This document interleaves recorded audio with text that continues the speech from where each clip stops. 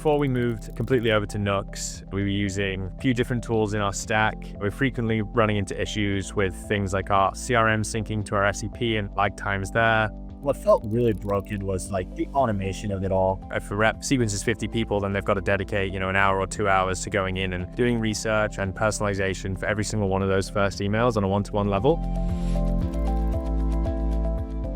We saw it as a great opportunity to try and kind of decrease the size of our tech stack and move reps, from clicking through 3 or 4 different tools every day. The biggest thing that AI does day to day is the AI Assistant that Nooks has. I use it for every single email that I send out to find, the company CEO name of who I'm outreaching to, and it kind of, remove the need for Google or ChatGPT or anything like that. They're able to use the account AI in the sequencing tool to really go in and gather context quickly and even draft up, the initial email that they can go in and edit. It takes that first email write time from, 2, 3, 4, 5 minutes to hopefully, under a minute. We were at about a 1% response rate before we moved onto Nooks sequencing. Since we've moved across, our response rate is up a bit over 4% now. So, 4x improvement. I would say email bookings prior were non-existent, and now there's, call it 20 email bookings a day. We've seen a huge uptake, I would say, over the last month in those conversations restarting. And when you can have those conversations, it allows us to win over more business on a day-to-day basis.